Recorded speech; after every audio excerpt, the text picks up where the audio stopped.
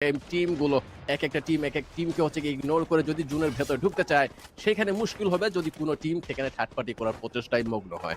কতগুলো দল কতটা ক্লোজ রেঞ্জে রয়েছে, 9টা দল এখনো পর্যন্ত জীবিত। আমরা ফোর্থ সার্কেল প্রায় শেষ করে ফেলবো এবং এই পচিনকের পুরো জায়গাটিতে মাল্টিপল টিমগুলোকে আমরা দেখতে পাচ্ছি।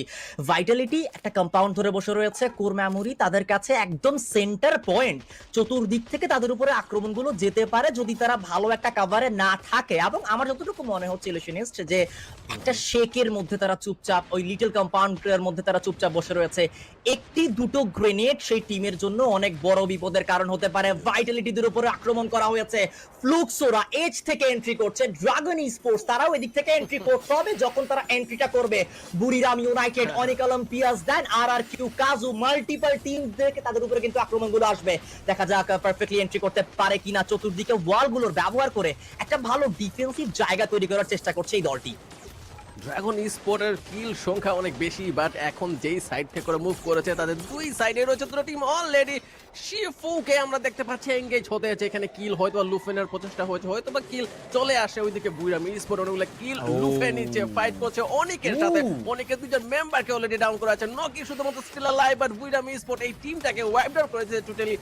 এই মুহূর্তে তাদের যে কিল সংখ্যা রয়েছে 7টি, তাদের খেলা এখনো শেষ হয়নি।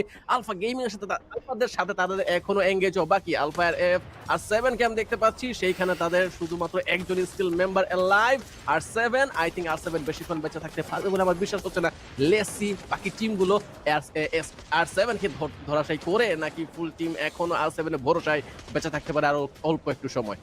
এক্স্যাক্টলি, এন্ড শেষমেশ আর7 কেও ফিনিশ করে ফেলা হয়েছে এবং আলফা 3-4 তারা পুরোপুরি ভাবে এলিমিনেট হয়ে যাবে। ওয়াসানা জোয়েনা তারা ক্লোজ রেঞ্জে গিয়ে খুব চমৎকার পারফরম্যান্স দেখাচ্ছে। #7 এর টিম ভাইটালিটি হয়ে যাবে এলিমিনেট, গিওর কাছ থেকে চমৎকার আক্রমণ, জোকার হয়ে যাবে নক, এবং সেন্টারে থাকা টিম কোর মেমোরি তারা যেন একটা ভালো প্লেস পেয়ে গিয়েছে।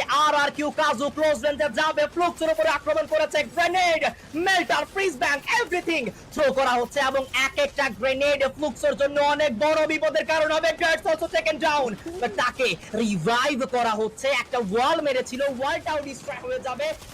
কিউ কাজু যে এই জায়গাতে এসেছে তাদের কাছে এখনো ইনফো নেই, তাদের খুব ক্লোজে রয়েছে কোর মেমোরি স্পোর্টস এবং শেষ 4টি দলকে আমরা দেখতে পাচ্ছি।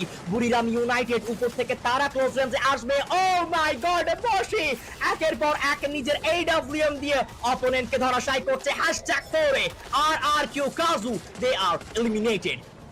ওয়াও, লুক্সো, কোর মেমোরি আর বুরিরাম এই তিনটা টিম এখন স্টিল অ্যালাইভ। লুক্সোকে দেখতে পাচ্ছি, বুরিরামের মেম্বার গুলো হচ্ছে গিয়ে স্পট করে ফেলেছে। মুশি চাচ্ছিল একটা হেডশট লুফে নিতে, বাট